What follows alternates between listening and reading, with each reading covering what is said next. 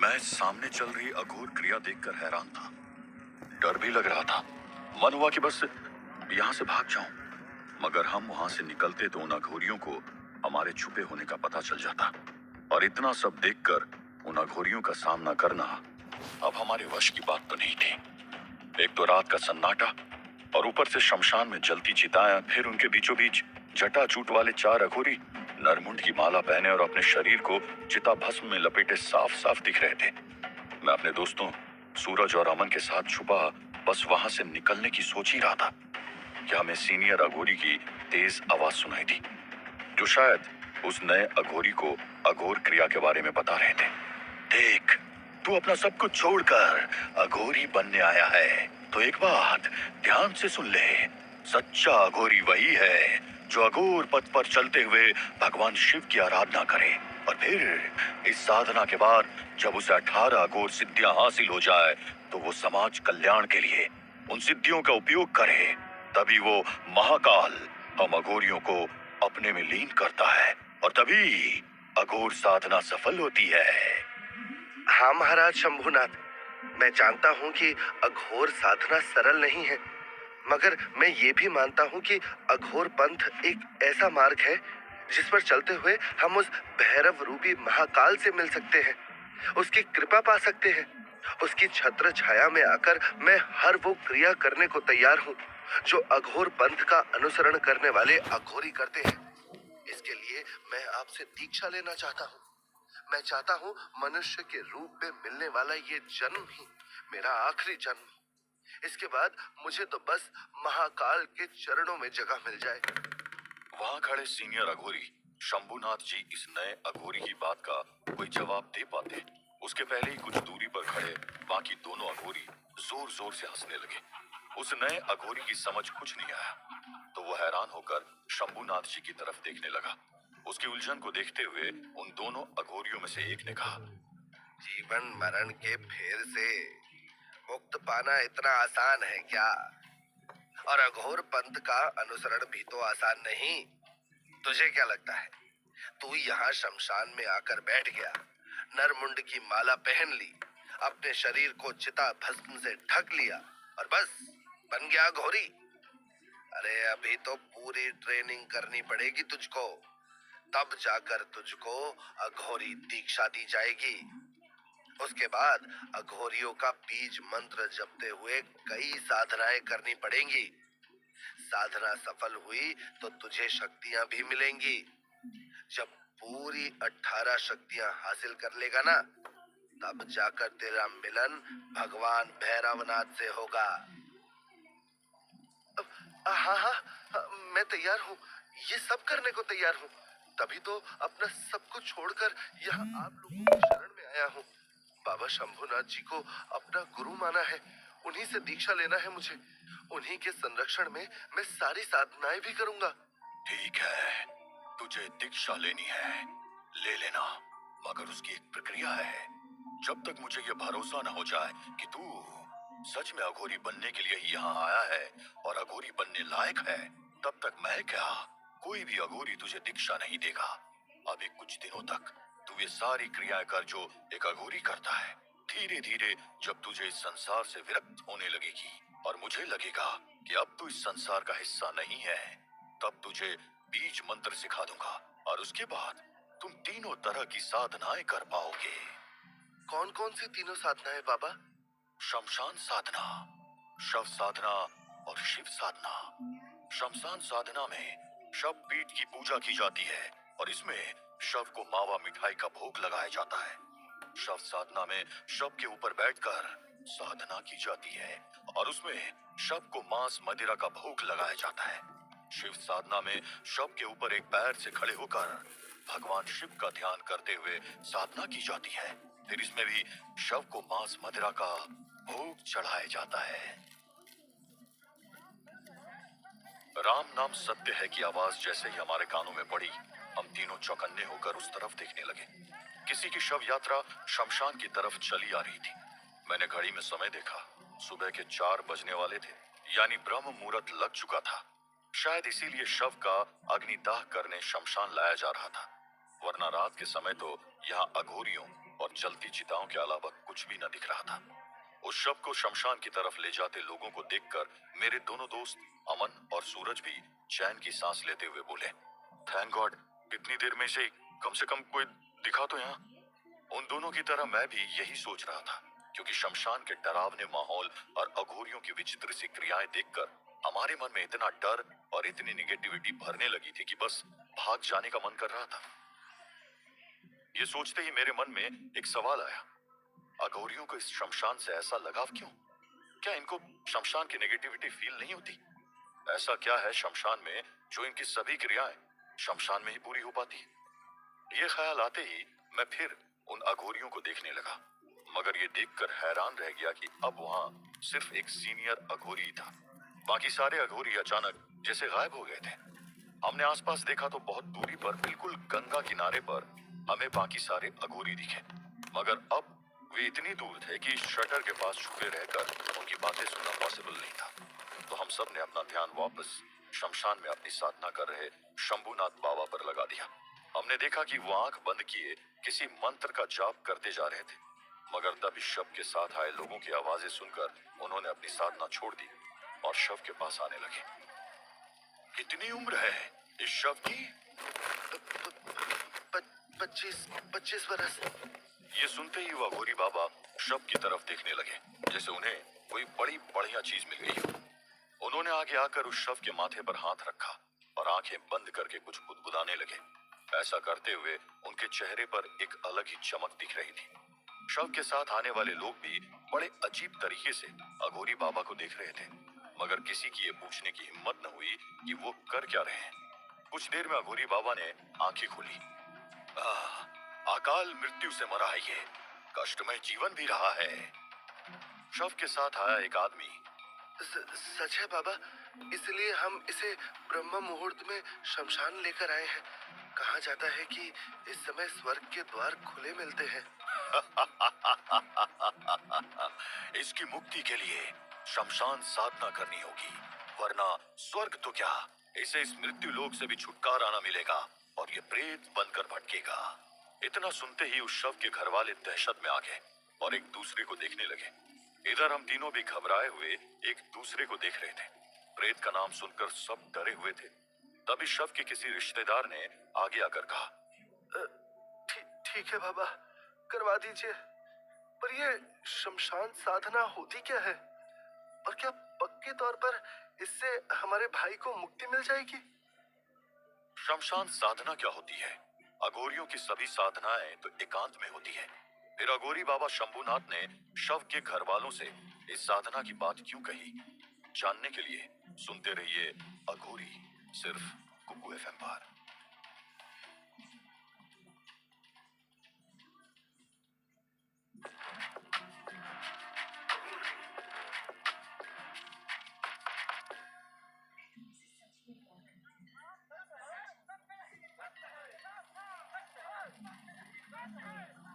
सामने शमशान में शव के घर वाले अर्थी को घेरे खड़े थे और अघोरी बाबा शंभुनाथ शव पीठ पर यानी उस जगह पर गंगा जल छिड़क रहे थे जहां शव का अग्निदाह किया जाना था।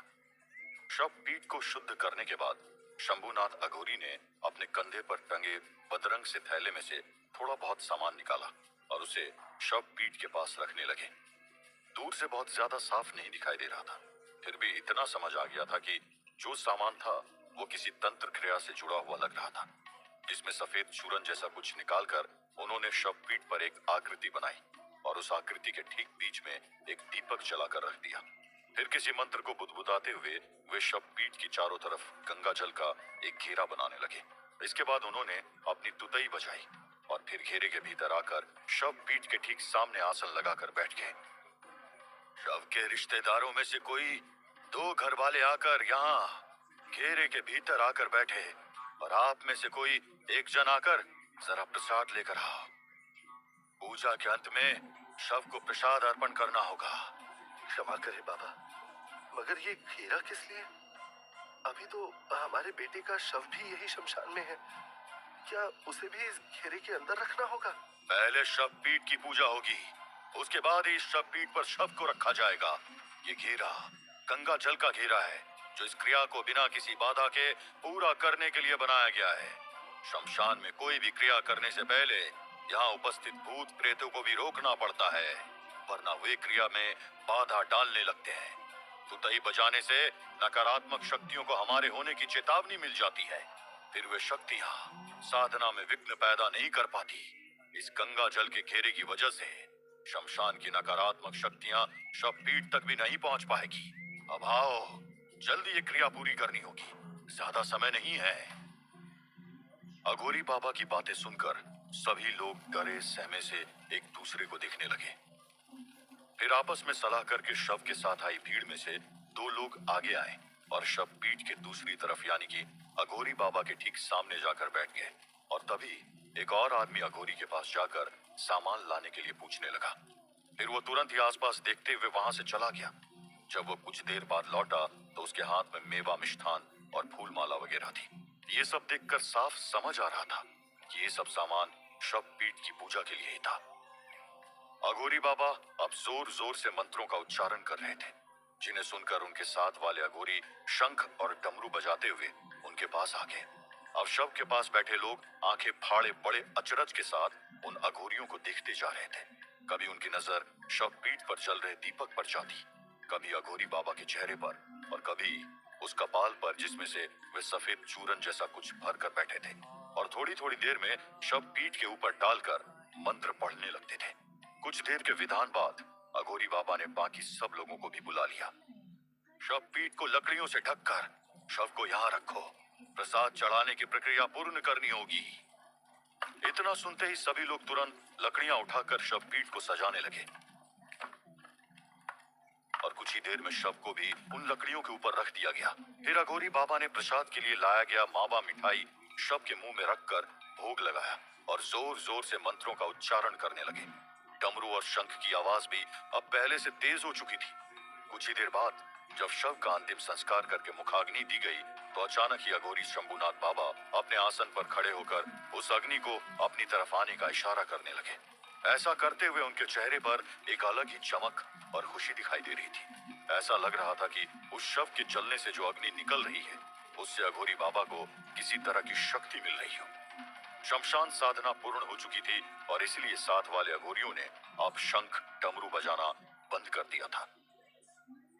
जब शव के सारे घर वाले वहां से चले गए तो अघोरी बाबा अग्नि के शांत होने तक उस चिता को घूरते रहे और अग्नि के शांत होते ही उन सभी अघोरियों ने उस चिता की राख को अपने माथे पर लगा लिया और फिर सभी गंगा किनारे की तरफ बढ़ गए। ये सब देखना हम तीनों ही दोस्तों के लिए बहुत ही डरावना और रोमांचक अनुभव था।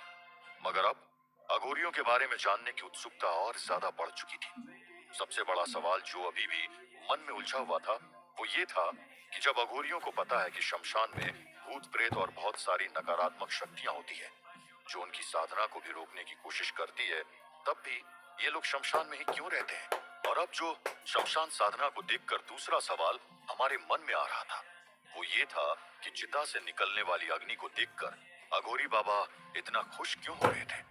आखिर ऐसा क्या था उस चिता की अग्नि में। जब मैंने यही सवाल अपने दोस्तों से किया तो वे भी मेरी तरह उलझन में थे। यार, मुझे तो समझ ही नहीं आया कि ये सब क्या था। ऐसा लग रहा है कोई डरावना सपना देखकर अभी अभी जागा हूँ। लेकिन फिर भी जो भी हो, आखिर ये अघोरी भी मेरी तुम्हारी तरह इंसान ही है। फिर कोई इंसान अपने मन की भावनाओं को इस हद तक कैसे काबू कर सकता है कि ना उसे डर लगे, ना उसे नींद आए और ना ही शव का मांस खाने में किसी तरह की घिन महसूस हो। बिल्कुल सही बात है। देखा नहीं, सर्दी गर्मी का भी कोई एहसास नहीं है उनको। कैसे पहले जलती चिता से मांस के टुकड़े उठा लिए और फिर अभी उसी चिता की आग को अपनी तरफ करने के लिए हाथ ही उस आग में कर दिया था। यार, मुझे तो लगता है कि इन अघोरियों के बारे में जानने के लिए हमें किसी ऐसे इंसान से मिलना चाहिए जो उनकी पूरी दिनचर्या जानता हो, तौर तरीके जानता हो। मगर अघोरियों के बारे में सब कुछ बताने वाला आखिर कौन हो सकता है। वो तो दिन के उजाले में छुपे रहते हैं और रात में मिलते भी हैं तो बस शमशान में। हम तीनों लोग ये सोच ही रहे थे कि हमारी नजर शमशान के एक कोने में बने टीन शेड पर पड़ी जहां एक आदमी कंबल ओढ़कर चैन से सो रहा था। उसे देखकर मुझे याद आया, कहीं ये डोम राजा तो नहीं जो शव के अंतिम संस्कार के लिए अग्नि का प्रबंध करते हैं और चिता शांत होने के बाद अस्थियां बीनते हैं। अगर सच में ये डोम राजा है तो इसे जरूर अघोरियों के बारे में पता होगा, क्योंकि अघोरियों के अलावा एक यही है जो रात के समय भी शमशान में रहता है। क्या सच में डोम राजा को अघोरियों के बारे में पता होगा? कैसे पता चलेगा अघोरियों के विचित्र व्यवहार के बारे में? जानने के लिए सुनते रहिए अघोरी, सिर्फ और सिर्फ कुकू एफएम पर।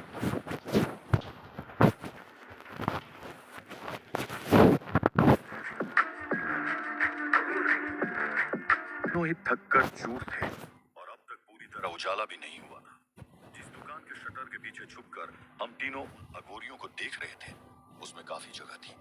इसलिए हम तीनों ने थोड़ी देर सोकर थकान मिटाना ठीक समझा और ये डिसाइड किया कि पूरी तरह उजाला हो जाने के बाद ही हम उस डोम राजा से जाकर अघोरियों के बारे में पूछताछ करेंगे। वैसे भी अघोरी दिन के उजाले में शमशान में दिखते नहीं है, पर डोम राजा के साथ तो ऐसा नहीं है। वो तो दिन में भी वही रहेगा और रात में भी। ये सोचकर हम तीनों ही सो गए। नींद तब खुली जब दुकान के मालिक ने दुकान का शटर खोला। दुकानदार हम तीनों को देख पाता उससे पहले ही हम वहां से भाग निकले और सीधा मणिकर्णिका घाट पर काम करने वाले डोम राजा के पास आकर रुके। जय महाकाल डोम राजा, क्या आप हर समय मणिकर्णिका घाट पर रहते हैं? जय महाकाल।